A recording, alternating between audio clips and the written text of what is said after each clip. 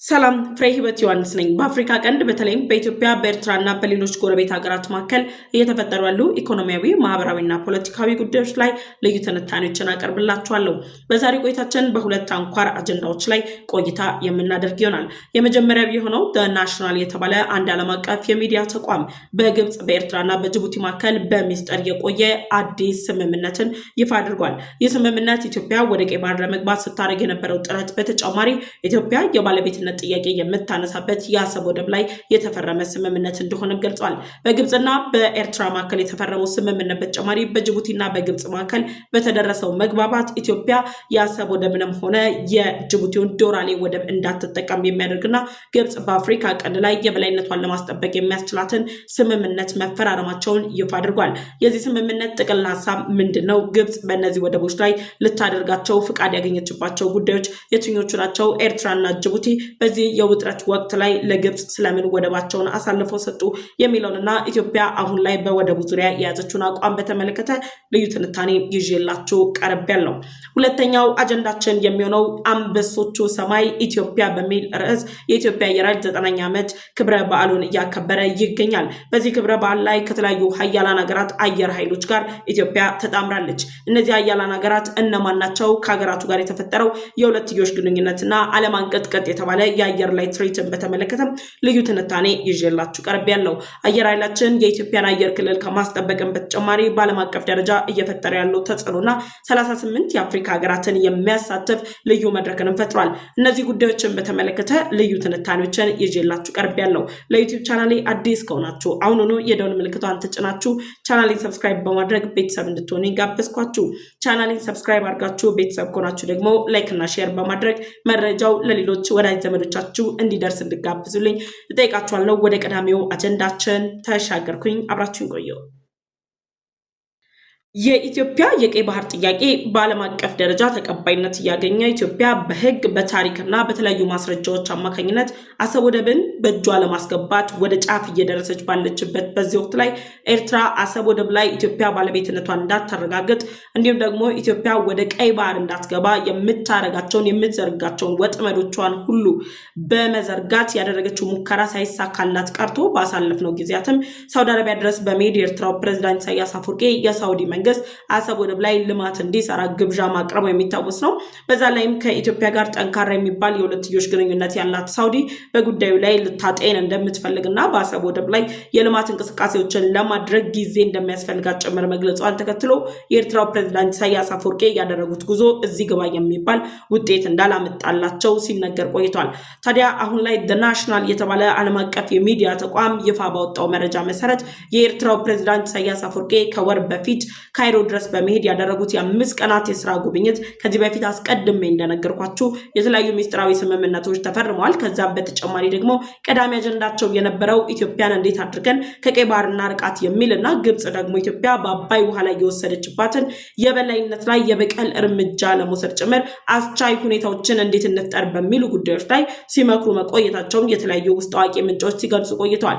በመጨረሻ ናሽናል ይዞት በወጣው መረጃ መሰረት የኤርትራው ፕሬዝዳንት ኢሳያስ አፈወርቂ በካይሮ ባደረጉት ቆይታ የግብፁ ፕሬዝዳንት አብዱል ፈታህ አልሲሲ ከኤርትራው ፕሬዝዳንት ጋር የአሰብ ወደብ ላይ የተለያዩ የልማት ስራዎችን ለማልማት የሚያስችሉ ስምምነቶችን መፈጸማቸው ነው የተገለጸው። እንግዲህ ግብፅና ኤርትራ አሁን ላይ ያደረጉት ባሉት እንቅስቃሴ ኢትዮጵያ በታሪክም ሆነ በሕግ አግባብ ባለቤት በሆነችበት የአሰብ ወደብ ላይ ውጥረት ማዕከል የሆነው የአሰብ ወደብ ላይ የኤርትራ መንግስት ለግብፅ አሰብ ወደብን እንዲያለማ የተለያዩ የባህር ኃይሎቹን እንዲያሰፍር ኮማንዶቹን እንዲያሰፍር የጦር ሄሊኮፕተሮችን ጨምሮ ሌሎች በባህር ኃይል ላይ ሊሰማሩ የሚያስፈልጋቸውን የጦር መሳሪያዎችን ጭምር የግብጽ መንግስት በአሰብ ወደብ ላይ እንዲያሰማራ ፍቃድ መስጠቷን የሚገልጽ መረጃ ነው የተጋራው።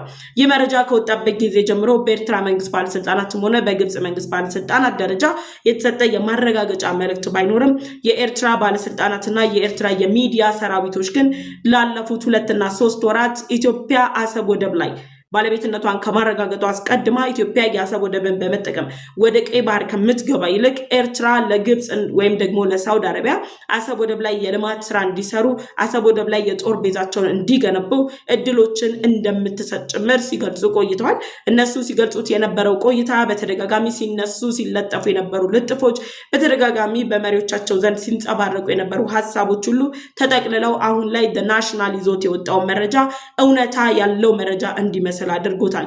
በነገራችን ላይ ኤርትራና ግብፅ አሁን ላይ ኢትዮጵያ ላይ የዲፕሎማሲ ጫና ለመፍጠር በሚያደርጉት ጥረት ዓለም አቀፍ የሚዲያ ተቋማትን ጭምር በገንዘባቸው የመደለል ደረጃ ሊደርሱ እንደሚችሉ ጭምር ነው እንግዲህ የተለያዩ ምንጮች የሚጠቁሙት። ለምሳሌ ከቀናት በፊት የአልጀዚራ ዘገባ እንደሚያሳየው ከሆነ ኢትዮጵያ በሱዳን ግጭት ውስጥ ለሱዳኑ ፈጥኖ ደራሽ ኃይሎች የስልጠና ማዕከል በቤንሻንጉል ጉሙዝ ላይ አዘጋጅታለች የሚል ሐሰተኛ መረጃን ጭምር በማውጣት አልጀዚራ ሲያሰራጭ ነበር። እነዚህ ሁሉ የሚያሳዩት የኤርትራና የግብፅ ባለስልጣናት ከፍተኛ የሆነ ገንዘብን በመክፈል በኢትዮጵያ ሐሰተኛ ፕሮፓጋንዳዎችን ጭምር ሊያሰሩ እንደሚችሉ ግምት ውስጥ ማስገባት ይቻላል። አሁን ላይ ግን ናሽናል ይዞት የወጣው ዘገባ እንደሚለው ከሆነ ግብፅ በኢትዮጵያ የተወሰደባትን በአባይ ውሃ ላይ የተወሰደባትን የበላይነትና ኢትዮጵያ አሁን ላይ ወደ ቀይ ባህር ለመግባት በምታደርገው እንቅስቃሴ ሀያላን ሀገራት እየሰጡት ያለው እውነታ ወይም ደግሞ ሀያላን ሀገራት እያደረጉት ያሉት ተቀባይነት ዓለም አቀፍ ተቋማት የኢትዮጵያን የባህር በር ጥያቄ ተገቢነት እያረጋገጡ ያሉበት እንዲሁም ደግሞ ኢትዮጵያ ከህግ አንጻር የተባበሩት መንግስታት ድርጅት ቻርተር የአፍሪካ ህብረት ቻርተር መነሻ አድርጋ የአሰብ ወደብ ባለቤት መሆኗን እያረጋገጠች ያለችበት ሁኔታ በኢትዮጵያና በኤርትራ መካከል የተደረሱ ታሪካዊ ስምምነቶች ሁሉ አሰብ ወደብ ለኢትዮጵያ የሚገባት የኢትዮጵያ ሀብት መሆኑን የሚያረጋግጡ በመሆናቸው ግብፅና ኤርትራ አሁን ላይ ከምንጊዜውም በተሻለ መልኩ የተለያዩ ጫናዎች የመፍጠር እቅድ ይዘው እየተንቀሳቀሱ ነው ያሉት። የዚህ እቅድ አካል ሊሆን እንደሚችልም ከፍተኛ ግምት ተሰጥቶታል። ነገር ግን ናሽናል ባወጣው ሪፖርት ላይ እንዳለው ከሆነ የግብፁ ፕሬዚዳንት አብዱል ፈታህ አልሲሲ እና የኤርትራው ፕሬዚዳንት ኢሳያስ አፈወርቂ በነበራቸው የካይሮ መድረክ ውይይት ላይ ሚስጥራዊ ተብሎ ከተፈራረሙት ሰነድ መካከል ለግብፅ በአሰብ ወደብ ላይ የልማት ስራን እንድትሰራ የሚፈቀድ ነው ተብሏል። ግብፅ ይህንን እንቅስቃሴ ታደርገዋለች ወይም አታደርገውም በሚለው ጉዳይ ላይ ደግሞ ማሰብ መወያየትን የሚጠይቅ ጉዳይ እንደሆነ ጭምር ፖለቲከኞችም እየተነተኑ ነው። እኛም ደግሞ እንደ አንድ ሀገር ዜጋ ቆም ብለን ስናየው አሁን ላይ ያለው የኢትዮጵያ የኤርትራ የግብፅ ውጥረትን ቆም ብለን ስናየው ግብፅ በዚህ ውጥረት በተባባሰበት በዚህ ወቅት ላይ እነ አሜሪካ እነ ሩሲያ እነ እስራኤል ከኢትዮጵያ ጎን በተሰለፉበት በዚህ ጊዜ ላይ ኢትዮጵያ ባለቤት የሆነችበት በህግም በታሪክም ባለቤት የሆነችበት የአሰብ ወደብ ላይ የጦር ቤዟን ትገነባለች፣ ጦር ሰራዊቷን ታሰማራለች የሚለው ሐሳብን ትቀበላለች ወይም ደግሞ እውነት ግብፅ ያንን ታደርገዋለች በሚሉ ጉዳይ ላይ እንግዲህ አስቻይ ሁኔታዎች እንደሌሉ ጭምር ለመመልከት የሚያስችል ነው። አሁን ላይ እየተደረገ ባለው እንቅስቃሴ ኢትዮጵያ ወደ ቀይ ባህር ለመግባት ከፍተኛ ጥረት እያደረገች ነው ያለችው። በቀይ ባህር ዳርቻ ላይ ከ2000 በላይ ኪሎ ሜትርን የምታካልለው ግብፅ ከባብላል መንደብ እና የሜዲትራኒያን የቀይ ባህርን እና የሜዲትራኒያን አንድ ላይ የሚያገናኘው የስዊዝ ካናል ባለቤት እንደሆነች የሚታወቃል። ግብፅ ባለፉት ዓመታት ወደ ቀይ ባህር ዳርቻ የምትገባ ሀገር ነች። ኢትዮጵያ ግን ከ3 አስርት ዓመታት በፊት ወደ ቀይ ባህር ትገባበት የነበረው የአሰብ ወደብን የባህር በሯን ማጣቷን ተከትሎ ከቀይ ባህር ርቃለች። ስለዚህ አሁን ላይ ግብፅ በአፍሪካ እየገነባውት ያለውትን ገናናነት ኢትዮጵያ ልትገዳደረኝ አትችልም፣ ወይም ደግሞ በአፍሪካ ቀንድ የሚገኙ ሀገራትን አጋሮቼ፣ ወዳጆቼ፣ ተባባሪዎች አድርጌ በኢትዮጵያ ላይ ጦርነትን ከፍታለሁ ለሚለው እቅዷ ማሳኪያ ይሆናል በማለት ነው እንግዲህ የኤርትራው ፕሬዚዳንት ኢሳያስ አፈወርቂ የአሰብ ወደብን ሚስጥራዊ በተባለ ስምምነት ግብፅ እንድታለማ ጭምር እንደሰጡ እየተነገረ ያለው። ኤርትራ አሁን ላይ አሰብ ወደብን ከኢትዮጵያ እጅ ልታስመልጠው እንደማትችል መረዳት ላይ ወድቃለች። ወይም ደግሞ ኢትዮጵያ በአሰብ ወደብ ላይ የማይናወጥ አቋም ይዛ ኢትዮጵያ ወደ ቀይ ባህር የመግባት ጥያቄ ብቻ ሳይሆን አሰብ ወደብ ላይ የሚነሱ የባለቤትነት ጥያቄ በህግ በታሪክ አረጋግጣ በእጇ ልታስገባ ጥቂት የሚባሉ ጊዜያቶች ወይም ደግሞ ጥቂት የሚባሉ ሂደቶች ብቻ እንደቀሯት የተረዳቸው ኤርትራ ከሷ እጅ ፈልቅቆ መውጣት እንደሚችል ስላወቀች ሌሎች አጃቢያኖችን ወይም ደግሞ ሌሎች ተዋንያንን ጭምር በመጨመር በአሰብ ወደብ ላይ ያለው ውጥረት እንዲባባስና ኢትዮጵያ ወደ ቀይ ባህር እንዳትገባ ለማድረግ ከሚደረገው የጥረት አካል ውስጥ ለግብፅ የአሰብ ወደብን አሳልፎ መስጠት ዋነኛ መፍትሄ ሀሳብ ወይም ደግሞ ዋነኛ ቁልፍ ጉዳይ ሊሆን ይችላል የሚል ግምት ስላላት ኤርትራ ለግብፅ አሰብ ወደብን አሳልፋ ትሰጣለች የሚሉ ግምቶችም እየተነሱ ይገኛሉ። የኤርትራ መንግስት አሁን ላይ እያደረገ ባለው እንቅስቃሴ የአሰብ ወደብን ለግብጽ አሳልፎ የሰጠበት አካሄድ የህጋዊነት ጥያቄ የሚነሳበት ጉዳይ ነው። ምክንያቱም ኢትዮጵያ በዚህ ጋር የታሪክም የህግም ባለቤት ነኝ እያለች ባለችበት በዚህ ወቅት ላይ ለግብጽ ደግሞ የጦር ቤዛን እንድትገነባ በአሰብ ወደብ ላይ ኤርትራ እየሰጠች ያለችው ፍቃድ የህጋዊነት ጥያቄ በራሱ ይነሳበታል። የተባበሩት መንግስታት ድርጅት ቻርተር፣ የአፍሪካ ህብረት ቻርተር፣ ዓለም አቀፍ ህጎች ጨምሮ ግብጽ በአሰብ ወደብ ላይ የጦር ቤዛን የመገንባት አስቻይ ሁኔታዎች አሏት ወይ በሚሉ ጉዳይ ላይ የህጋዊነት ጥያቄ ይነሳል የሚለውን ስጋት ወይም ደግሞ የሚለውን ጥያቄ ምላሽ ይሆናል ብለው በማሰብ ነው የካይሮ መድረካቸው ላይ በኤርትራና በግብጽ መካከል አሰብ ወደብ ላይ የወደብ ልማት እንቅስቃሴ እንዲደረግ ስምምነት ላይ የደረሱት። በነገራችን ላይ ግብጽ አሁን ላይ በኤርትራ አሰብ ወደብ እንድታለማ የቀረበላትን ጥያቄ የምትቀበልበት ዋነኛ ምክንያት የሶማሊያ በኩል ስትሰራ የነበረው በሶማሌ በኩል ስታደርገው የነበረው ወታደራዊ ጫና በኢትዮጵያ ላይ ለመፍጠር ስታደርግ የነበረው እንቅስቃሴ አለመሳካቱን ተከትሎ ነው። በሶማሊያ ላይ ላለፉት ጊዜያት በሶማሌ በሚገኘው የሰላም ማስከበሩ ሳትሳተፍ የቆየችው ግብጽ ኢትዮጵያ በዛ ተቋም ላይ የሶማሌን ሰላም ከማስከበር በተጨማሪ በዓለም አቀፍ ደረጃ ያገኘችው እውቅና እንዲሁም ደግሞ ኢትዮጵያ የሶማሌን የሰላም ማስከበር በሚል ሰበብ የድንበር አካባቢዎች ላይ ያጠናከረች ያለችውን ኃይል ተከትሎ ግብጽ የሶማሌን ሀገር የሰላም ማስከበርን በመቀላቀል በኢትዮጵያ ድንበሮች ላይ ስጋትን አደጋን ለመደቀን በምታደርገው ጥረት ላይ ሶማሊያ ላይ ወታደሮቿን በማሰማራት የሰላም አስከባሪው ኃይል አካል በመሆን በሶማሌ በኩል ፈጥረዋለሁ ብላ ያሰበችው ጫና ሳይሳካላት ቀርቷል። የላይኛውና የታችኛው ተፋሰሱ ሀገራት በማለት ስታንኳኳ የነበረበት ሂደትም ሳይሳካላት ቀርቷል። የላይኛው መንበል የታችኛው ተፋሰሱ ሀገራት አሁን ላይ ኢትዮጵያ ሁነኛ አማራጫቸው ኢትዮጵያ ብቻ ልትወስነው የምትችለው ሌሎች ምንም አይነት ተጽዕኖ ቢፈጥሩ ኢትዮጵያ በአባይ ውሃ ላይ የማይናወጥ አቋም እንዳላት መረዳታቸውን ተከትሎ ግብጽ ስትፈጥረው የነበረው የዲፕሎማሲ ጥረት ሁሉ ሳይሳካ ቀርቷል። የግብፁ የውጭ ጉዳይ ሚኒስተር ባድር አብዱላቲ አንድ ሳምንት ባልሞላ ጊዜ ውስጥ የተፋሰሱ ሀገራትን ሙሉ ለሙሉ በሚባል መልኩ አካለዋቸው በአባይ ውሃ ላይ ኢትዮጵያ በተናጠል የምትወስነው ውሳኔ ሊቀር ይገባል፣ የጋራ ውሳኔ ልንወስን ይገባል፣ እኛም የአባይ ውሃ ባለቤቶች ነን ጭምር በማለት ተጽዕኖ ለመፍጠር ያደረጉት እንቅስቃሴ ሁሉ ሳይሳካ ቀርቷል። በሶማሌ በኩል የሄዱበት የዲፕሎማሲ ጥረት አልተሳካም። ወታደራዊ እንቅስቃሴን ጨምረው በላይኛውና በታችኛው የተፋሰሱ ሀገራት መካከል ሲያደርጉት የነበረው አባይ ውሃ ላይ ተጽዕኖ የመፍጠር ሂደት አልተሳካም። ስለዚህ የመጨረሻ አማራጭ አድርገው ያዩት እንደፈለጉ ሊያዙትና እንደፈለጉ ሊያሽከረክሩት የሚችሉት የኤርትራው ፕሬዝዳንት ኢሳያስ አፈወርቂን በአሰብ ወደብ አማካኝነት መተውበታል። የኤርትራው ፕሬዝዳንት ኢሳያስ አፈወርቂ እንደ ናሽናል ዘገባ ከሆነ የአሰብ ወደብ ላይ ግብጽ የጦር ቤዟን እንድትገነባ ወታደሮቿን እንድታሰማራ ሄሊኮፕተሮቿን እንድታሰማራ የባህር ኃይሏን እንድታደራጅ ጭምር ፍቃድ መስጠት የሚያስችል ስምምነት ላይ መድረሳቸውን የሚገልጽ መረጃ ይፋ ወጥቷል። ልክ ኤርትራና ግብጽ በዚህ ስምምነት በዚህ ማዕቀፍ ውስጥ ታቅፈዋል ወይም ደግሞ ስምምነት ላይ ደርሰዋል እየተባለ ባለበት በዚህ ወቅት ላይ ደግሞ ለኤርትራ ያልተጠበቀ ድግስ ከአዲስ አበባ ተደግሶባታል። የቀይ ባህር አፋሮች ዲሞክራሲያዊ ፓርቲ በአዲስ አበባ ባደረገው ኮንፈረንስ ላይ ኢትዮጵያ ወደ ቀይ ባህር መግባት ከፈለገችና የባህር በር ማግኘት ከፈለገች የኤርትራው ፕሬዝዳንት ኢሳያስ አፈወርቂ አሁናዊ አገዛዝ ሊወገድ ይገባል ብለዋል። ይህን ለማድረግም ደግሞ የመፈንቅለ መንግስት ጭምር እርምጃ እንደሚወስዱ ገልጸዋል። በነገራችን ላይ እንደነገርኳችሁ ግብጽ ከ2000 ኪሎ ሜትር በላይ የቀይ ባህር የባህር ጠረፍ ባለቤት ናት። ኤርትራ ደግሞ የቀይ ባህር አፋር ህዝቦች ባለቤት የሆኑበትን 1600 የቀይ ባህር ዳርቻ ኪሎ ሜትርን እንዳታጣ ካላት ስጋት የተነሳ የቀይ ባህር አፋሮች አሁን ላይ የሚያደርጉት እንቅስቃሴ ስጋት ሆኖባታል። ስለዚህ የአሰብ ወደብ ባለቤት ነን የሚሉት የቀይ ባህር አፋሮች አሁንም መብታችን አልተከበረም፣ የአሰብ ወደብ ባለቤት ነን፣ የኤርትራው ፕሬዝዳንት ኢሳያስ አፈወርቂ ባለቤታችነታችንን እየነፈገን ነው፣ መብታችንን እያከበረልን አይደለም፣ የኤርትራ መንግስት ካልተፈነቀለ ወይም ደግሞ መፈንቅለ መንግስት ካልተወሰደበት በስተቀር ኢትዮጵያ የወደብ ባለቤት ልትሆን አትችልም ወይም ደግሞ ወደ ባህር በር ልታገኝ አትችልም የሚል ሀሳባቸውን አንጸባርቀዋል። ስለዚህ ያንን ደግሞ እንድታደርግ የቀይ ባህር አፋሮች ጭምር የመፈንቅለ መንግስት እንቅስቃሴውን እንደሚያጠናክሩ ገልጸዋል። በዚህ ሁሉ ስጋቶች ውስጥ የታጀበው የኤርትራው ፕሬዝዳንት ኢሳያስ አፈወርቂ ዓለም አቀፍ የዲፕሎማሲ ተቋማት ጫና እያሳረፉበት ነው ያሉት። የተለያዩ ተቋማት ማዕቀብ ሊጣልበት ጭምር የሚያስችሉ ወንጀሎችን ከባባድ መረጃዎችን ይፋ እየወጡበት ባሉበት በዚህ የውጥረት ጊዜ ላይ እንግዲህ ከግብጽ ጋር አሰብ ወደብ ላይ ስምምነት ፈጽመናል የሚሉ መረጃዎች እንዲወጡ ተደርገዋል።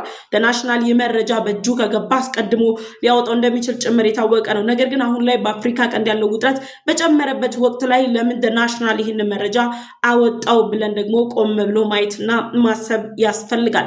ከዚሁ ጋር በተያያዘ የኤርትራው ፕሬዚዳንት ኢሳያስ አፈወርቂ ለግብፁ ፕሬዚዳንት አሳልፈው ከሰጡት አሰብ ወደብ በተጨማሪ የጅቡቲ መንግስት ደግሞ ዶራሌ የተባለውን ወደብ ለግብፅ አሳልፎ ሰጥቶ ግብፅ በዶራሌ ወደብ ላይ የልማት ስራዋን እንድትሰራ የሚያስችሉ እንቅስቃሴዎች እንድጀምር አድርጓታል። በነገራችን ላይ የጅቡቲ መንግስት ዶራሌ ወደብን ለግብፅ መንግስት የልማት ስራ አሳልፎ ቢሰጥም በዶራሌ ወደብ ላይ ቻይና፣ አሜሪካን፣ ቱርክ እንዲሁም ደግሞ የተባበሩት አረብ ኤሚሬትን ጨምሮ በዚህ ወደብ ላይ ከዚህ በፊት አስቀድሞ የነበራቸው ታሪካዊ እንቅስቃሴዎች ነበሩ። ይህ ወደብ ለኢትዮጵያ 95% የሚሆነውን የገቢዎች ንግድ እንቅስቃሴዋን የምታደርግበት ቁልፍና ስትራቴጂካዊ የሆነ ወደብ ነው እና አሜሪካ ጭምር በዚህ ወደብ ላይ የጦር ቤዛቸውን ለመገንባት ፍላጎት አላቸው። የዶራሌ ወደብ እንግዲህ ቁልፍ ስትራቴጂካዊ የሆነ ወደብ ላይ ግብፅ የጦር ቤዛዋን እንድትገነባ የልማት ስራ እንድትሰራ 10 ሄክታር የሊዝ መሬትን ጭምር እንድትወስድ የጅቡቲ መንግስት መግባባት ላይ ደርሷል። ስለዚህ አሁን ላይ የግብፅ መንግስት በኢትዮጵያ የተወሰደበትን ብልጫ አሸንፎ ለመውጣትና በአፍሪካ ቀንድ ላይ ብልጫውን ለማሳየት ወይም ደግሞ ኢትዮጵያን አሁን ላይ እየፈጠረች ያለችውን የዲፕሎማሲ፣ የኢኮኖሚ፣ የፖለቲካ ጫና ለማንኳሰስ ግብፅ ናት በቀጠናው ላይ ጀግና ሀገር፣ የዲፕሎማሲ ሀገር፣ የፖለቲካ ተቋም፣ ስትራቴጂክ ቦታ ለመባል በጅቡቲና በኤርትራ ወደቦች በኩል አድርጋ ኢትዮጵያ ላይ ጫና ለመፍጠር እንቅስቃሴ መጀመሯን ግልጥ አድርጎ የሚያሳይ ሪፖርት ነው። የዶራሌ ወደብ በነገራችን ላይ የኮንቴነር ተርሚናል ነው፣ የኦይል ፖርት ነው፣ የመልቲ ፐርፐዝ ፖርት የሚሰጥ አገልግሎት የሚሰጥ ወደብ ነው። እጅግ በጣም ሰፊ ነው። በአፍሪካ ቀንድ ከሚገኙ ፕራይመሪ የሆነ ሎጂስቲክ ሂቦች መካከል ቀዳሚ የሆነ ወደብ ነው። በዚህ ወደብ ላይ እንግዲህ ኢትዮጵያ የምትጠቀመው 95% የሆነ የወደብ እንቅስቃሴዋን ነው። ከ12 ሰዓት እስከ አንድ ቀን ድረስ የሚፈጅ የወደብ አገልግሎትን የምታገኝበት ነው። ምንም እንኳን ጅቡቲ በዚህ ላይ ፈጣን የሆነ እንቅስቃሴ እያደረገች ባለችበት በዚህ ወቅት ላይ ኢትዮጵያ ለጅቡቲ የምትከፍለው ከፍተኛ የተባለን ክፍያ የኢኮኖሚ ጥቅሟን ሁሉ የሚያስከብርላት ጅቡቲ ከግብፅ ጋር እንግዲህ ከስምምነት ደርሰው ይህን ፊርማ ተፈራርሟል ብሎ ነው ናሽናል የዘገበው። ነገር ግን አሁን ባሉ መረጃዎች አማካኝነት የግብፅ መንግስት ባለስልጣናት በቀጠሮ ደረጃ ነው ያሉት። የዶራሌ ወደብ ላይ ያላቸውን ስምምነት ለማጽደቅ የግብፁ ጠቅላይ ሚኒስትር ጅቡቲ ሄደው ነበር የዛሬ ወር አካባቢ። የግብፅ መንግስት የሆነውን ባንክ የመጀመሪያው በምስራቅ አፍሪካ የመጀመሪያ የተባለን ባንክ ተክለዋል፣ ጅቡቲ ላይ ያንከፍተዋል። ጠቅላይ ሚኒስትሩ በመጡበት በዛ ወቅት ላይ ግን በቀጣይ ሌሎች የሚመለከታቸው አካላት ጭምር መጥተው በጅቡቲና በግብፅ መካከል የወደብ ስምምነት ይደረጋል የሚሉ መረጃዎች ሲወጡ ነበር። ናሽናል ኬት እንዳገኘው ባይታወቅም አሁን ላይ በጅቡቲ በኩልም ከግብፅ ጋር መግባባት ላይ ተደርሷል ብሎ ነው ይፋ ያደረገው። ነገር ግን የጅቡቲ ባለስልጣናት ልክ የስምምነት ሊፈጸም ነው የሚሉ ሩመሮች መነሳት በጀመሩበት ጊዜ የኢትዮጵያ የደህንነት ጉዳዮች ኃላፊ የሆኑት አቶ ሬድዋን ሁሴን ጅቡቲ ድረስ ሄደው ከጅቡቲ የደህንነት ጉዳዮች ኃላፊ ጋር በጋራ መክረዋል። ከዛም በተጨማሪ ደግሞ ብልጽግና ፓርቲ ምክትል ኃላፊ የሆኑት አቶ አደም ፋራም ባሳለፍነው ሳምንት የልዑክ ቡድናቸውን ይዘው ጅቡቲ ድረስ ሄደው የሁለትዮሽ ግንኙነት ላይ፣ በወደቦች ዙሪያ ላይ፣ በገቢዎች ንግድ እንቅስቃሴ ላይ በጋራ ምክክር ተደርጓል። የጅቡቲ ጉዳይ ይህን ያህል የሚያሳስብ አይደለም። ምክንያቱም ጅቡቲ በኢትዮጵያ ላይ የተመሰረተ ኢኮኖሚ፣ በኢትዮጵያ ላይ የተመሰረተ መተንፈሻ ያላት ሀገር ናት። አሁን ላይ በጅቡቲ ባለስልጣናት እና በኢትዮጵያ ባለስልጣናት መካከል እየተደረጉ ባሉ ንግግሮች ወይም ደግሞ ውይይቶች አማካኝነት ጅቡቲ ይህንን ታደርጋለች የሚል እምነት ባይኖርም ናሽናል ግን የጅቡቲው ዶራሌ ወደብን ጨምሮ አሰብ ወደብን በአንድ ላይ በማድረግ ግብፅ፣ ኤርትራና ጅቡቲ የሶስትዮሽ ስምምነት ፈጽመው ኢትዮጵያን ከጨዋታ ውጪ ሊያደርጓት ነው የሚል ዘገባን ይዘው ወጥቷል። ያው ኢትዮጵያን ከጨዋታ ውጪ ለማድረግ ደግሞ አስቻይ ሁኔታዎች ያስፈልጋሉ። የተባበሩት መንግስታት ድርጅት ቻርተሮች፣ የአፍሪካ ህብረት ቻርተር፣ ዓለም አቀፍ ህጎች ምን ይላሉ፣ ታሪክ ምን ይላል፣ ምን አይነት አስቻይ ሁኔታዎች አሉ የሚለውን ደግሞ ቆም ብሎ ማሰብ ያስፈልጋል ለማለት እወዳለሁ። በኢትዮጵያ ላይ የሚሰሩ ሴራዎች ግን ከጊዜ ወደ ጊዜ እየጨመሩ መጥተዋል። የሴራው ተባባሪ የሚሆኑ ደግሞ ለኢትዮጵያ እናቀላታለን፣ ለኢትዮጵያ እንፈይድላታለን የሚሉ የኢትዮጵያ ልጆች ደግሞ አሁን ላይ እንግዲህ ኤርትራ እንቅስቃሴ ስታደርግ ጭምር በተለያዩ መንገዶች ድጋፋቸውን እየሰጡ ይገኛሉ። በኤክስ ገጽ ላይ የተለያዩ መልእክቶች እየተላለፉ ይገኛሉ። ግን እነዚህ ሁሉ አስቻይ ሁኔታዎች ከህግ አንጻር ስናየው፣ ከዓለም አቀፍ ህጉ አንጻር ስናየው የሚሆኑ ጉዳዮች አይደሉም። በቀጣይ ግብፅ፣ ኤርትራና ጅቡቲ በዚህ ጉዳይ ላይ ምን ውሳኔ ይወስናሉ? ምንስ ይራመዳሉ የሚለውን እንግዲህ በቀጣይ የምናይ ይሆናል። እኔ ደግሞ ለእናንተ መረጃውን አደርሳችኋለሁ። በዚህ ጉዳይ ላይ ግን የእናንተን ሀሳብ አስተያየት በኮመንት ሴክሽን ላይ እንድታሳውቁኝ እፈልጋለሁ። የእናንተን ሀሳብ በማንሳት ደግሞ ምን ሊነሱ ይችላሉ፣ ምንስ አይነት አማራጮች ሊመጡ ይችላሉ የሚሉትን ነገሮች ከሁለት ከሶስት አቅጣጫዎች መመልከት መልካም ነው ብዬ ስለማሰብ ሀሳባችሁን አስቀምጡልኝ። ወደ ሁለተኛው አጀንዳችን ተሻገር።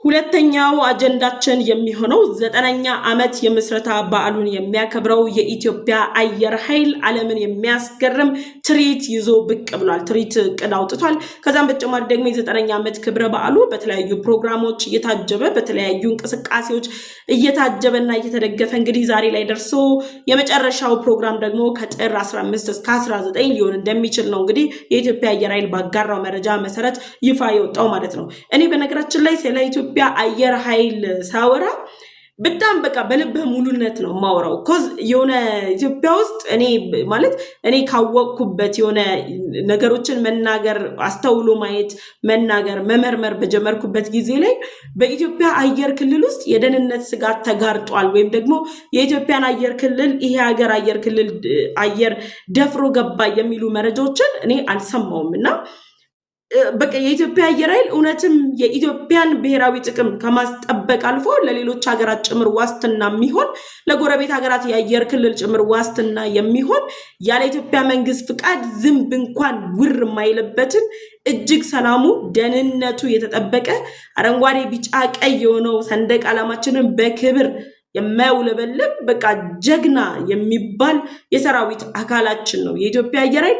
እኔ ሁሉ ጊዜም ክብር ይገባዋል። በቃ የኢትዮጵያ መከላከያ ሙሉ ለሙሉ ክብር ይገባዋል። የኢትዮጵያ አየር ኃይል ደግሞ በአየር ክልል ላይ እያደረገ ባለው እንቅስቃሴ ክብር ሊገባው ሊሰጠው የሚገባ ልናከብራቸው የሚገቡ ጀግኖችን ያፈራልን፣ የአየር ክልላችንን ያስጠበቀልን እነ ግብፅና ሱዳን፣ ኤርትራ እንደሚፎክሩት ፉከራ ሳይሆን እነሱ ከሚፎክሩት ፉከራ በዘለለ መልኩ መድረስ እንደማይችሉ በብቃት የኢትዮጵያን አቅም ያስመሰከረልን ትልቅ ተቋም ነው። የትልቅ ተቋም እንግዲህ 9ኛ ዓመት የክብረ በዓሉን ሊያከብር ነው። በዚህ 9ኛ ዓመት የክብረ በዓል የማክበር ስርዓት ውስጥ እጅግ አስገራሚ የተባሉ ጉዳዮች ሲፈጠሩ ቆይተዋል። የማጠቃለያ ምዕራፍ ላይ የሚፈጠሩት ደግሞ ከኢትዮጵያ አልፎ ከቀጠናው አልፎ ዓለምን በሙሉ ምን ነው በተሳተፍን፣ ምን ነው የዚህ አካል በሆንን፣ የኢትዮጵያ አየር ኃይልን መደገፍ ምርጫ የሌለው ጉዳይ እንደሆነ ሀያላን ሀገራት እንዲረዱ የሚያስችል ጭምር ትርኢቶችን ጭምር ተዘጋጅቷል። እነዚህ ትርኢቶች ምንድን ናቸው? የኢትዮጵያ አየር ኃይል ያዘጋጀው ጉድስ ምንድን ነው የሚለውን ደግሞ አሳውቃቸዋለሁ።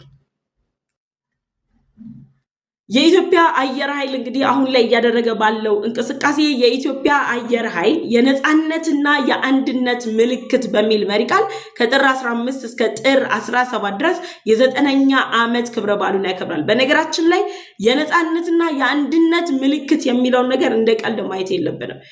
የነፃነታችን በቃ ነፃ መሆናችን፣ ከየትኛውም የጠላት ጥቃት ነፃ መሆናችን፣ ከየትኛውም የጠላት ኢላማ ነፃ መሆናችን፣ ከየትኛውም ጠላት ከሚወረውረው ቀስት፣ ጠላት ከሚወረውረው የሚሳኤል ጋጋታ፣ የድሮን ጋጋታ ነፃ የሆንንና አንድነታችን ደግሞ የተጠበቀ በሀገር ውስጥ ያሉ አንድነታችን፣ በአየር ክልላችን ላይ ያለ አንድነታችን መላው ኢትዮጵያን በአንድ ያስተሳሰረ ጀግና የሰራዊት ክፍል 9ኛ ዓመት ክብረ በዓሉን አክብሯል። በነገራችን ላይ 9 ዓመት ብቻ አይደለም የአየር ኃይል የሆነው ከዛም የዘለለ እድሜ እንደተሻገረ ጭምር ነው እንግዲህ የአየር ኃይል የጦር መሪዎች የሚገልጹት። ያው 9ኛ ዓመት የሚባለው 9ኛ ዓመት ተብሎ እየተከበረ ያለው እነሱ መቁጠር ከተጀመረበት ጊዜ ጀምሮ እንጂ የኢትዮጵያ አየር ኃይል ራሱን አደራጅቶ ዘመናዊ ከሆነበት ጊዜ ጀምሮ ያለው ጊዜ እየተቆጠረ ስለሆነ ነው እንጂ አስቀድሞ ከተቋቋመበት ጊዜ ጀምሮ የኢትዮጵያ አየር ኃይል እንግዲህ ጀግንነቱን አስጠብቆ ነው የቆየው። ከዛ ውጪ የኢትዮጵያ አየር ኃይል የአንበሶቹ ሰማይ ኢትዮጵያ በሚል ስያሜ በቃ እዚህ ጋር ልብ የሚሞቅ ነገር ነው። የአንበሶቹ ሰማይ ኢትዮጵያ የነማን የአንበሶቹ? አንበሳ ምንድን ነው? የማይበገር ነው። አንበሳ ምንድን ነው? ጀግና ነው። አንበሳ ምንድን ነው? ለቤተሰቦቹ ለራሱ ዋጋ የሚከፍል ነው። አንበሳ ነገሮች በአንበስነት ሲሰየሙ እኮ ጀግንነት፣ መስዋዕትነት የሚከፍል እንደማለት ነው በአንበሳ ነገሮች የሚሰየሙት። እና የኢትዮጵያ አየር ኃይል የአንበሶቹ ሰማይ ኢትዮጵያ ይላል። የኢትዮጵያ አየር ኃይል የሚታጠቁ ጀነራሎች፣ የኢትዮጵያ አየር ኃይል ሄሊኮፕተሮች፣ የኢትዮጵያ አየር ኃይል አውሮፕላኖች፣ የኢትዮጵያ አየር ኃይል ድሮኖች የአንበሶቹ ሰማይ ኢትዮጵያ ናት። የአንበሶች ሰማይ የጀግኖች ሰማይ ኢትዮጵያ ነች። እኔ አላቅም የእናንተን አላቅም፣ ግን የትኛው የአፍሪካ ሀገር አይደለም የዓለም ሀገር የአንበሶች ሰማይ ተብሎ አገሩን ሲገልጽ አይቻላል። እውነት ለመናገር የኢትዮጵያ አየር ኃይል ግን ጀግንነቱን በአንበሳ ልክ ነው ያስቀመጠው። የአንበሶቹ ሰማይ ኢትዮጵያ በማለት ጀግንነቱን ከገለጸ በኋላ በዓለማችን ላይ በአየር ኃይላቸው ዘመናዊ የተባለ የጦር መሳሪያዎችን የታጠቁ አስፈሪ የተባለ የአየር ኃይል ያላቸው የዓለም ሀገራትን እንዲሁም ደግሞ በአፍሪካም የተሻለ የአየር ኃይል ያላቸው ዘመናዊ የሆኑ ቴክኖሎጂን የታጠቁ የአፍሪካ ሀገራት ጋር በመጣመር የጋራ ትርኢት ሊዘጋጅ ነው። ይህ ደግሞ የትርኢት ምን ይባላል? የጥቁር አንበሳ ትርኢት ይባላል። በቃ አየር ኃይል አንበሳ ነው። በቃ እንትን ብሏል። በቃ ሁሉ ነገር በአንበሳ ተጠቅልሏል እና የአንበሶቹ ሰማይ ኢትዮጵያ ላይ የጥቁር አንበሳ አየር ትርኢት ይዘጋጃል። በዚህ የአየር ትርኢት ላይ በነገራችን ላይ የተባበሩት አረብ ኤምሬት፣ ሩሲያ፣ ቼክ ሪፐብሊክ እና ሞሮኮ ይሳተፉበታል። የተባበሩት አረብ ኤምሬት እና ኢትዮጵያ ያላቸው ወታደራዊ ትብብር የታወቀ ነው። ሩሲያና ኢትዮጵያ ያላቸው ወታደራዊ ትብብር የታወቀ ነው። ቼክ ሪፐብሊክም ከኢትዮጵያ ጋር ያላት ግንኙነት ይታወቃል። ሞሮኮም ከኢትዮጵያ ጋር ያላት ግንኙነት ይታወቃል። እነዚህ አራት ሀገሮች የጥቁር አንበሳ አየር ትርኢት በሚል ስያሜ አፍሪካን አይደለም ዓለምን የሚያስገርም የአየር ትርኢት ተዘጋጅቷል። ይህ የአየር ትርኢት ሊካሄድ ነው። ከዓመታት በፊት የለውጡ መንግስት ከመጣ በኋላ የሆነ ወቅት ላይ የአየር ትርኢት ተዘጋጅቶ አይቼ ነበር። በቃ እኔ ቱ ቢ ሆነስት የሆነ እንትን ያደረኩት ቫይብሬት ነው ያደረኩት።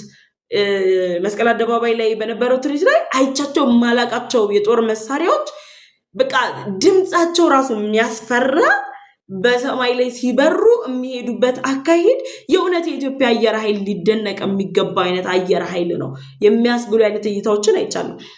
ይሄ የሆነው ከ3 ዓመት ካልተሳሳትኩ 3 ዓመት 4 ዓመት በፊት ነው ይሄ የሆነው። ዛሬ ላይ ደግሞ ኢትዮጵያ በአየር ኃይሏ ላይ እጅግ አደገኛ የሚባሉ ዘመናዊ የጦር ቴክኖሎጂዎችን የጦር መሳሪያዎችን ታጥቃ አስገብታለች። ስለዚህ በ2026 የሚደረገው የኢትዮጵያ የአየር ኃይል ትርኢት የጥቁር አንበሳዎቹ የአየር ኃይል ትርኢት አይደለም የኢትዮጵያ ጠላቶች የሚደነግጡበት ይቅርና ሀያላን ሀገራት የሚባሉት እነ አሜሪካ እነ ቻይና ምን ነው ከኢትዮጵያ ጋር አጋር ሆነን በዚህ በጥቁር አየር ኃይል ትርኢት ላይ በተሳተፍን ብለው ሊመኙት የሚችሉት ጀግንነት የሚንጸባረቅበት ኢትዮጵያ የታጠቀቻቸው አደገኛ የጦር መሳሪያዎች ወጥተው የምናያቸው ሙሉም እንኳን አይደለም ከፊሎቹን ወጥተን አይተናቸው ዓለም አይቶ የኢትዮጵያን አቅም የሚያደንቅበት ትርኢት ነው። በዚህ ትርኢት ላይ ደግሞ ሩሲያ መሳተፏ ምንድነው ጥቅሙ? በነገራችን ላይ ሩሲያ ከግብጽ ጋርም ወዳጅ ነች፣ ከሱዳንም ጋር ወዳጅ ነች፣ ከኢትዮጵያ ጋርም ወዳጅ ነች። ግብጽና ሱዳን አሁን ላይ በኢትዮጵያ ላይ እየሰሩት ያሉትን ሴራ ሩሲያ ጠንቅቃ ታውቃለች። እየሰሩት ያሉትን ሴራ ተከትሎም ደግሞ በኢትዮጵያ የኒውክሌር ኃይል ለማመንጨት ከኢትዮጵያ ጋር ስምምነት በደረሰች ማግስት ከግብጽ ጋርም ተመሳሳይ ስምምነት ፈጽማለች። በሱዳን ወደቦች ላይ የጦር ቤዟን ለመገንባት ከጀነራል አልቡርሃን ጋር ስምምነት ላይ ደርሳ አሁን ላይ ጀነራል አልቡርሃን ለጊዜው ጉዳዩን ሆልድ እንዳደረጉት ገልጸዋል። ሩሲያ በሶስቱም ሀገራት ጋር ወዳጅነት አላት። ነገር ግን ግብጽም ምንበላት ሱዳንም ምንበላት መስመር አልፈው በኢትዮጵያ ላይ ከመጡ እንደማትታገሳቸው ያውቁታል። ስለዚህ በኢትዮጵያና በሩሲያ መካከል ያለው የሶስትዮሽ ጥምረት የሁለትዮሽ ህብረት ኢትዮጵያ በወታደራዊ ሚና ብቻ ሳይሆን በዲፕሎማሲ ብቻ ሳይሆን በሌሎች መስክ ላይ ጭምር ያላትን ትብብር ያሳደገ ነው። ስለዚህ እነዚህ የጥቁር አንበሳ አየር ትርኢት ላይ ሩሲያ ትሳተፋለች። የሩሲያ አየር ኃይል ከኢትዮጵያ አየር ኃይል ጋር ምንድነው ያለው ግንኙነት የሚለውን ደግሞ ማየት ያስፈልጋል። በጥቁር አንበሳ አየር ትርኢት ላይ የምትሳተፈው ሩሲያ ለኢትዮጵያ አደገኞቹን ሱ-30 እና ሱ-35 የጦር ጄቶችን ጭምር ለማስታጠቅ ከስምምነት ላይ መድረሷን ዳርክ ቦክስ የመሳሰሉ የሚዲያ ተቋማት የመረጃ ተቋማት መረጃውን ሲያወጡት ነበር። የኢትዮጵያ አየር ኃይል የታጠቃቸው የተለያዩ ጦር መሳሪያዎች ጭምር ከሩሲያ የመጡ እንደሆኑም ይነገራሉ። ታዲያ የሩሲያና የኢትዮጵያ ጥምረት ሪጂናል ፓወር ሽፍትን የሚያሳይ ነው። በአፍሪካ ቀንድ በምስራቅ አፍሪካ ላይ በአፍሪካ ላይ ያላት በአፍሪካ ቀንድ ላይ ሩሲያ ልትፈጥረው የምትፈልገው የበላይነት ሊሳካ የሚችለው ስትራቴጂክ በሆነቻት አጋር ኢትዮጵያ አማካኝነት መሆኑን አጥብቃ ታውቃለች። በዚህ አማካኝነት ደግሞ የቀጠናውን ፓወር ከሌሎች ሀገራት ይዘነዋል ከሚሉ ሀገራት በቀጥታ ወደ ኢትዮጵያ ሽፍት የማድረግ ሐሳብ ነው። ሩሲያም ሐሳቧን ከግብፅና ከሱዳን ከሌሎች አጋር ሀገሮቿ ጋር አንስታ ወደ ኢትዮጵያ አጋርነቷን የምታንጸባርቅበት ኢትዮጵያም ደግሞ በቀጠናው ላይ ያላትን የበላይነት የምታስጠብቅበት ነው። ከዛ ውጪ በሞስኮና በአዲስ አበባ መካከል ያለው የሁለትዮሽ ግንኙነት starting from diplomacy to የሆነ military cooperation የሚያድግበት ያደገበት ነው። አሁን ላይ ያላቸውን ግንኙነት ወይም ደግሞ የጠበቀ የሁለትዮሽ ጥምረት ይበልጥ የሚያጠናክሩበት ይበልጥ የሚያሳድጉበት አስቻይ ሁኔታን የሚፈጥር ትርኢት ነው። የጥቁር አንበሳ አየር ትርኢት ላይ ሩሲያ የምትሳተፍበት ምክንያት ስትራቴጂክ አጋር ነች ኢትዮጵያ ለሩሲያ። በነገራችን ላይ ሩሲያ በቀይ ባህር ላይ ተጽዕኖ መፍጠር ትፈልጋለች። በአፍሪካ ቀንድ ላይ ተጽዕኖ መፍጠር ትፈልጋለች። ለዚህ ሁነኛ መድኃኒት ኢትዮጵያ ነች። ስለዚህ ሩሲያ በእነዚህ ጥቅሞች ምክንያት የጥቁር አንበሳው የአየር ትርኢት ላይ ትሳተፋለች። በዚህ በምታደርገው ተሳትፎ ኢትዮጵያ ምን ልታገኝ ትችላለች? ምን ጠቀሜታ ልታገኝ ትችላለች? ሩሲያ በአግባቡ ኢትዮጵያ የታጠቀቻቸውን የአየር ኃይሎች ወይም የአየር የጦር መሳሪያዎችን ትመለከታለች። ምን ያስፈልጋታል? የትኛው አፕዴት ያስፈልገዋል? ቀጣይ ኢትዮጵያ በምን ሰፖርት መደረግ አለባት የሚለውን ታውቃለች። ደን ደግሞ ኢትዮጵያ በራሷ አየር ኃይሏን ያጠናከረችበት የፈጠራ ችሎታ ኢኖቬሽን ፓወሯን በአግባቡ መረዳት ያስችላል። ኢትዮጵያ አሁን ላይ ከመቀበል አልፋ ለመስጠት የሚያስችል አቅምን በአየር ኃይሏ ላይ ገንብታለች። ይሄ ቀላል ለውጥ አይደለም። የአፍሪካ ሀገራት የሚመኙት ዘመናት ሲሰሩበት የነበረውን ነው ኢትዮጵያ በአጭር ጊዜ ውስጥ ቱ ዘ ፖይንት አምጥታ ውጤታማ የሆነችበት። ስለዚህ ሩሲያ ከኢትዮጵያ አየር ኃይል ጋር በጋራ የምታደርገው ትርኢት ለሩሲያ ብቻ ሳይሆን ጥቅሙ ሌሎች ከሩሲያ ጋር ፉክክር ውስጥ ያሉ በቀጠናው ላይ ኃያልነታቸውን መገንባት ለሚፈልጉት እነ ቻይናና እና አሜሪካ ጭምር በቀጣይ ለ27 ተሳታፊ እንዲሆኑ ጭምር ጥሪን የሚያደርግ ነው። አላርም ነው። ቻይናና አሜሪካ በቀጣይ ተሳታፊ እንዲሆኑ እነ ቱርኪ እንዲሳተፉ ጭምር የሚጋብዝ ነው። ሁለተኛው ሀገር ቼክ ሪፐብሊክ EAFSL 39 ትሬነር ኤርክራፍት እና የተለያዩ የአየር ላይ የጦር መሳሪያዎችን ከኢትዮጵያ አየር ኃይል ጋር በማዘመን በጋራ እየሰራች ትገኛለች። ቼክ ሪፐብሊክ የምታዘምነው የአየር ኤርክራፍት የጦር መሳሪያ ለኢትዮጵያ አየር ኃይል ሁነኛ የጦር መሳሪያ ነው። ይህም በማዘመን ይህም በማበልጸግ ይህም በማሳደግ ላይ ቼክ ሪፐብሊክ የተሳተፈች ነው። ትሬኒንጎችን እየሰጠች ነው ያለችው ለኢትዮጵያ አየር ኃይል ጀነራሎች፣ ለኢትዮጵያ አየር ኃይል ባለሙያዎች። ቼክ ሪፐብሊክ አየር ኃይሏን ኢትዮጵያ እንድታደራጅ ስልጠናዎችን እያዘጋጀች ነው ያለችው። አዳዲስ ትውልድ የሆኑ ኒው ጄኔሬሽን ኤርክራፍቶችን ጭምር ቼክ ሪፐብሊክ ለኢትዮጵያ እንድትታጠቅ ሰፖርት እያደረገቻት ነው ያለችው። ስለዚህ ቼክ ሪፐብሊክ የጥቁር አንበሳው አየር ትርኢት ላይ የምትሳተፍበት ቁልፍ ጉዳይ ይሄ ነው። የሁለትዮሽ ግንኙነታቸውን በማጠናከር ውስጥ ያሉ ዘመናዊ ያሉ የጦር መሳሪያዎችን ከመቀባበል ባለፈ በሁለቱ ሀገራት መካከል እየዳበረ ያለው የሁለትዮሽ ግንኙነት መገለጫ ጭምር ነው። ከዛ ውጪ ቼክ ሪፐብሊክ የምታስታጥቃቸው ለኢትዮጵያ የምታስታጥቃቸው ተብሎ የሚታሰቡት L39 NG ሚሊታሪ ጀት፣ L410 NG ሲቪል ትራንስፖርት ፕሌንን የመሳሰሉትን የጦር ጀቶችን ጭምር ቼክ ሪፐብሊክ ለኢትዮጵያ አየር ኃይል አስታጥቃለች። እነሱን የማዘመን ስራዎችን ሰርታለች። የኢትዮጵያ አየር ኃይል ከቼክ ሪፐብሊክ አየር ኃይል ጋር የሁለትዮሽ ግንኙነቱን አጠናክሯል።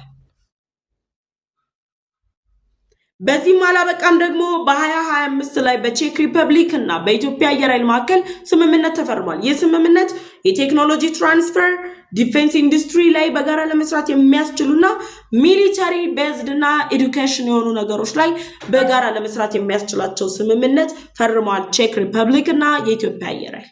ስለዚህ የሩሲያና የቼክ ሪፐብሊክ አየር ኃይልን ጨምሮ የተባበሩት አረብ ኤምሬት አየር ኃይል፣ የሞሮኮ አየር ኃይል በዚህ ትርኢት ላይ ይሳተፋሉ። የጥቁር አንበሶች አየር ትርኢት የሚል ስያሜ ተሰጥቶት የተባበሩት አረብ ኤምሬት ከኢትዮጵያ ጋር ያላትን ወታደራዊ ግንኙነት እናውቀዋለን። ሞሮኮ ከኢትዮጵያ ጋር ያላት ወታደራዊ ግንኙነት ትሬኒንጎችን ከመስጠት የተለያዩ ስልጠናዎችን ይሰጣሉ።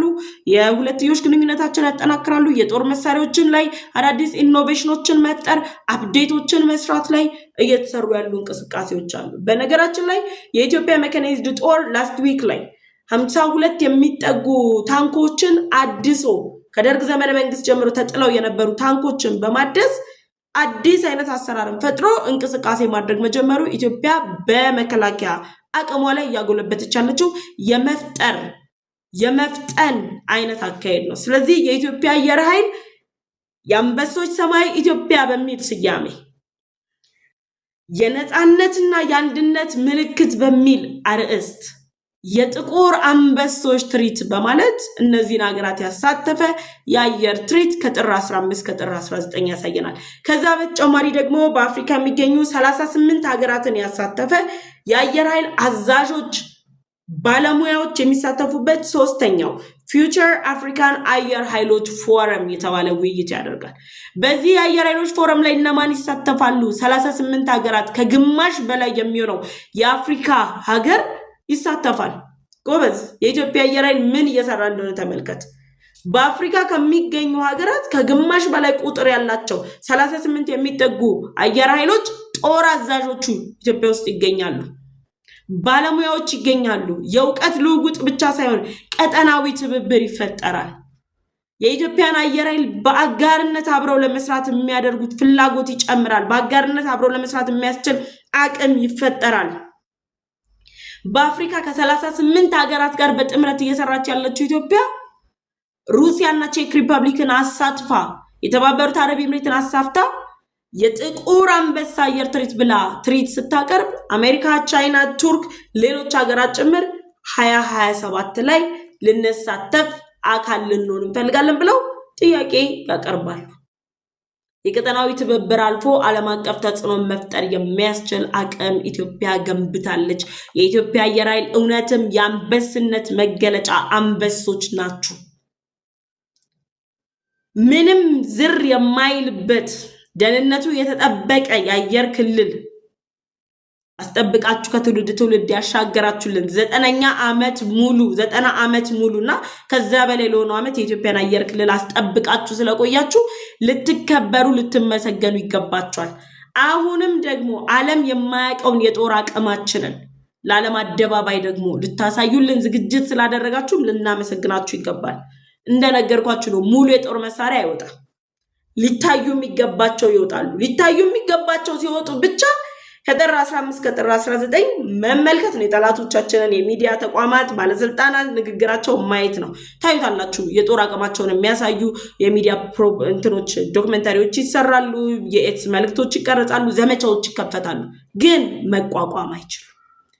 ሁለተኛው አጀንዳችን ይሄ ነበር። ሐሳብ አስተያየታችሁን በኮሜንት ሴክሽን አሳውቁኝ። አብራችሁ ስለቆያችሁ እጅግ አድርጌ አመሰግናለሁ። እኔ ፍሬ ህይወት ዮሐንስ ነበርኩኝ። በአፍሪካ ቀንድ በተለይም በኢትዮጵያ በኤርትራና በሌሎች ጎረቤት ሀገራት መካከል እየተፈጠሩ ያሉ ጉዳዮችን በትንታኔ እያስፉላችሁ ቀርባለሁ። በቀጣይ በሌሎች ፕሮግራም ተመልሼ እመጣለሁ። አብራችሁ ስለቆያችሁ እጅግ አድርጌ አመሰግናለሁ። መልካም ቆይታ። ቻናሌን ሰብስክራይብ ማድረግ እንዲሁም ደግሞ ለሌሎች ሼር እና ላይክ ማድረግ እንዳይረሳ። መልካም ጊዜ